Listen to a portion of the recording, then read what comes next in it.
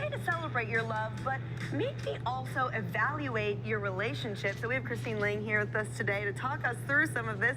Thanks for being here. Oh, fun to be here. Yeah. Okay, well, let's talk about this. How can people use the intuition in relationships? So To I would evaluate, say yes. your best coach for relationships is your spirit. It's just tapping into that inner wisdom. So here's a quick little litmus test you can do Okay. for relationships. Okay, so picture one person in your life who's current in your life right now. Okay. Okay. Okay. Now, picture your cell phone rings and you look down and you see that person's face. Tell me what your body does. All right, well, I'm thinking of my partner and feelings of happiness. I'm smiling, I'm feeling good. So what about you?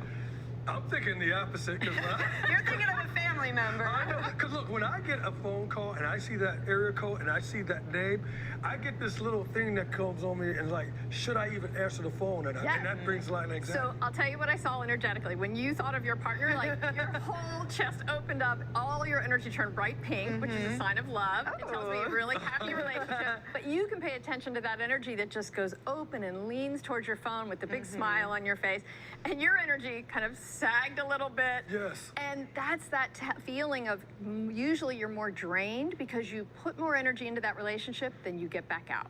Wow. And it's worth just noticing a lack of an even exchange in that relationship. Yeah, I mean, this can be applied, like you said, I mean, it was a family relationship, but really into these romantic relationships. If you're with somebody and you get that sagging feeling, Yes. it's probably not a good relationship or not a healthy relationship. So what do we do? And you can also get a feeling where you sort of close up and lean away from your phone. And a lot of my clients tell me they get that with a partner who's sometimes supportive and sometimes really critical.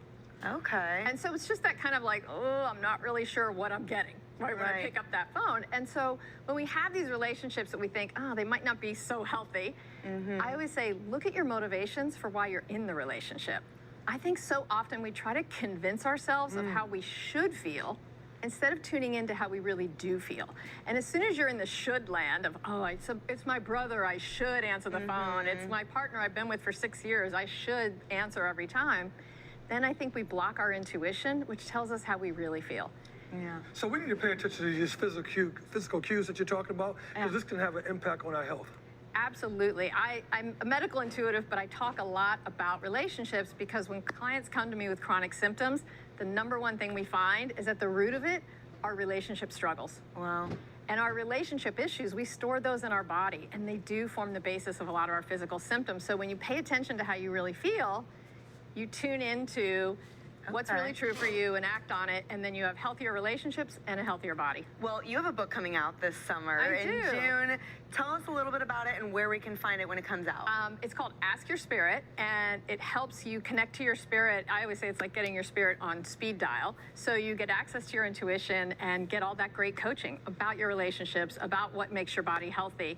And you can find it at my website, which is christinelang.org, and you can find me on social media as well. Do you give any techniques too? Like when you get that phone call, should I be breathing and taking deep breaths? Do you give any techniques for that? The answer for you, my friend, is better boundaries. That's what we got to figure out there. The book talks all about step-by-step questions to ask your spirit, to get your spirit to coach you through each relationship, how to make it better and healthier, and really something that honors you more.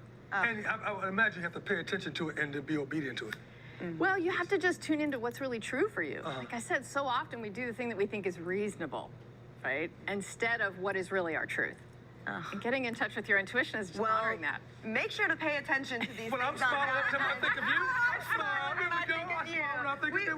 We got a good energy going on here, but pay attention to that. Hopefully you're feeling a lot of that good, pink, bright energy today with your loved ones, but if not, definitely make sure to pay attention to that, and you can find more from her on her website. Thanks so much for being here. Thank you so much for having me.